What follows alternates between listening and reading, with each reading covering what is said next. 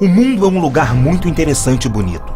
Todos os dias vemos abelhas polinizando flores, bebês nascendo, bezerrinhos sendo amamentados e até esse lindo cachorrinho aprendendo a andar. A maioria das pessoas acredita que a vida é bela. Bem, nem sempre ela é tão bela assim. O ser humano também tem seu lado sombrio e obscuro. E quando ele manifesta esse lado malévolo, o mundo se torna um lugar mais triste e a polícia costuma ter mais trabalho, porque o número de crimes cresce.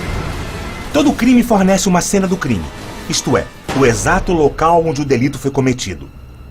E é na cena do crime que o perito forense pode encontrar as provas periciais ou técnicas que o ajudarão a realizar seu trabalho.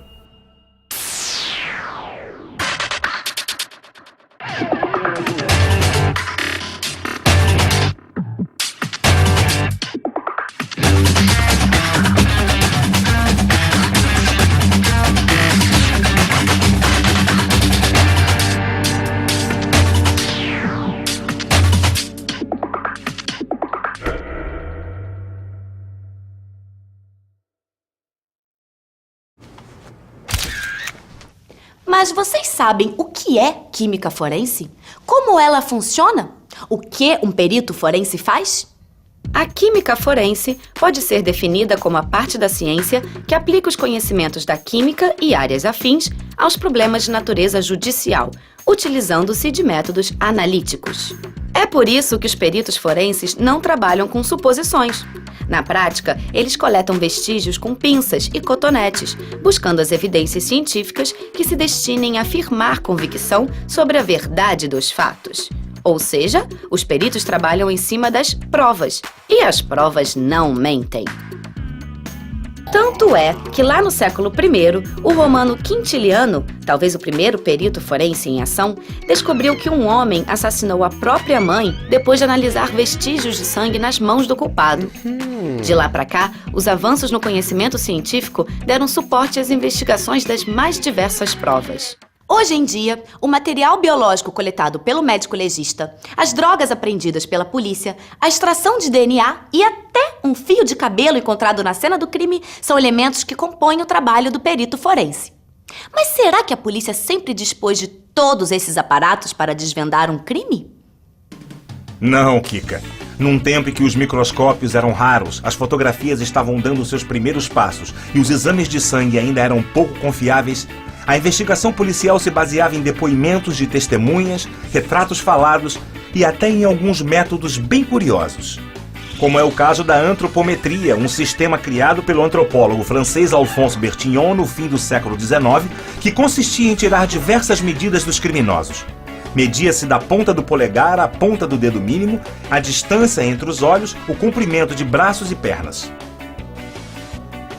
Esse conjunto de medidas era somado, dividido, multiplicado em uma equação cujo resultado era um número, e esse seria o número pelo qual um indivíduo seria reconhecível, mesmo que ele deixasse a barba crescer ou tingisse o cabelo. Acontece que os resultados obtidos com as medições não eram precisos, erros aconteciam com certa frequência. Foi nesse contexto que um método muito mais preciso e que perdura até hoje ganhou força: a impressão digital. Em 1880, o médico britânico Henry Folds apresentou oficialmente um modo de identificar as pessoas por meio das marcas existentes nos dedos. O método de Folds é considerado o marco inicial da técnica de datiloscopia. Foi também no século XIX que os resultados da primeira análise de cabelo foram publicados por Hope. Ele determinou arsênio no cabelo de cadáveres exumados 11 anos após o sepultamento. Uma mísera amostra de fios de cabelo foi também o suficiente para que uma morte aparentemente causada por um câncer gástrico se transformasse num suposto assassinato, como aconteceu com Napoleão Bonaparte. Antes de nos aprofundarmos na morte de Napoleão, a Kika vai nos mostrar um pouquinho da vida desse grande personagem histórico. Napoleão Bonaparte nasceu no dia 15 de agosto de 1769, na cidade de Ajaccio, na França, e morreu no dia 5 de maio de 1821, na ilha de Santa Helena, cujo território pertence à Inglaterra. Napoleão teve um papel fundamental na Revolução Francesa. Sua derrocada começou quando tentava expandir os seus impérios e chegar à Rússia. Lá, seus exércitos foram massacrados, e isso contribuiu para que em 1814, após a Batalha das Nações, Napoleão fosse obrigado a renunciar. Napoleão ainda chegou a retomar a condição de imperador, mas sua passagem pelo trono foi breve. Seu segundo governo ficou conhecido como Governo dos 100 Dias, devido ao tempo que permaneceu no comando. Napoleão foi derrotado na Batalha de Waterloo e preso na ilha de Santa Helena, onde passou seus últimos anos até morrer, supostamente de câncer gástrico.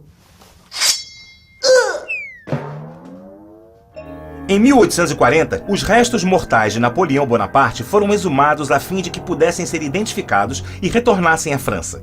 Quando o caixão foi aberto, as pessoas presentes tomaram um susto porque o corpo se encontrava perfeitamente preservado.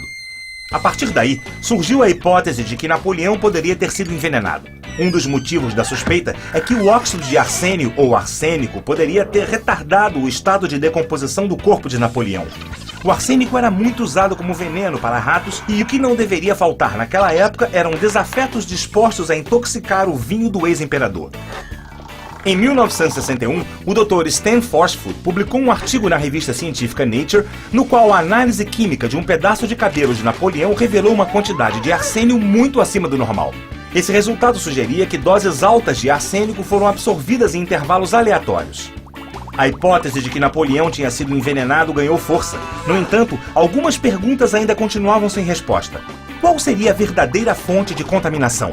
Já que produtos contendo arsênio eram relativamente comuns no século XIX em formulações de pesticidas, cosméticos e fármacos. Alguns pesquisadores sugeriram, inclusive, que a fonte mais provável de todo esse arsênio poderia ter sido um tônico para cabelo.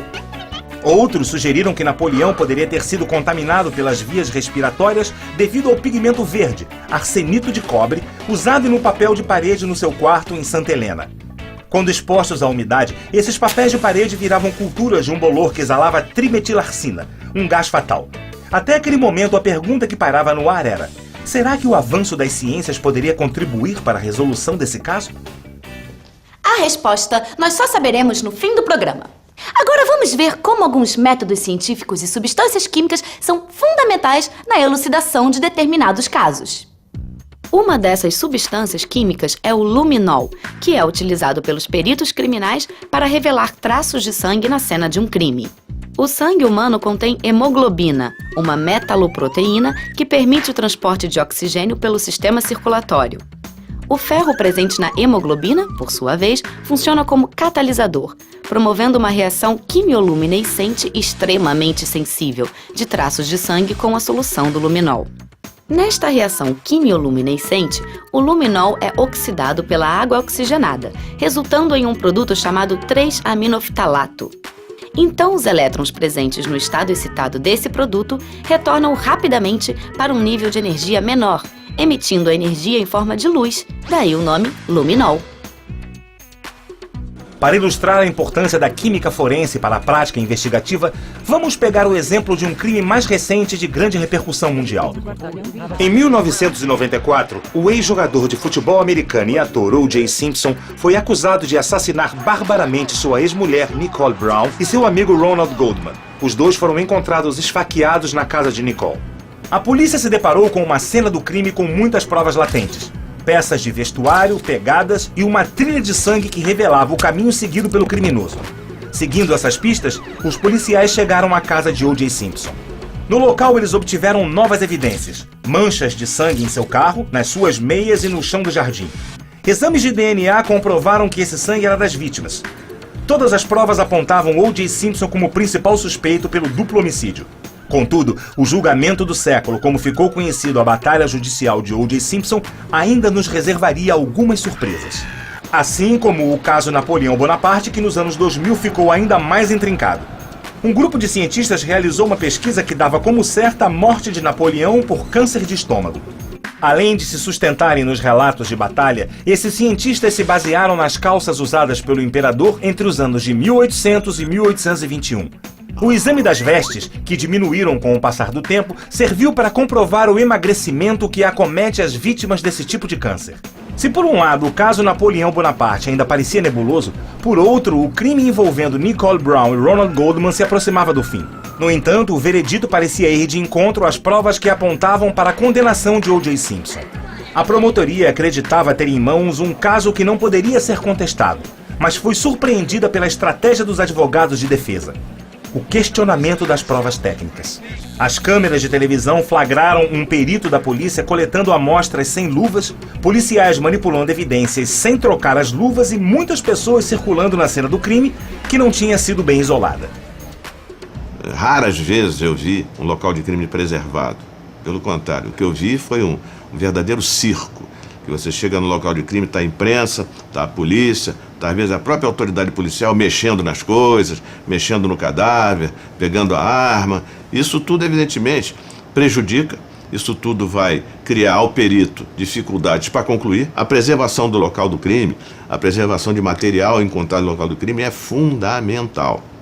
A defesa de O.J. Simpson alegou negligência no manuseio das provas e contaminação das mesmas, acusando os policiais de possível fraude. As provas foram desconsideradas e o réu absolvido.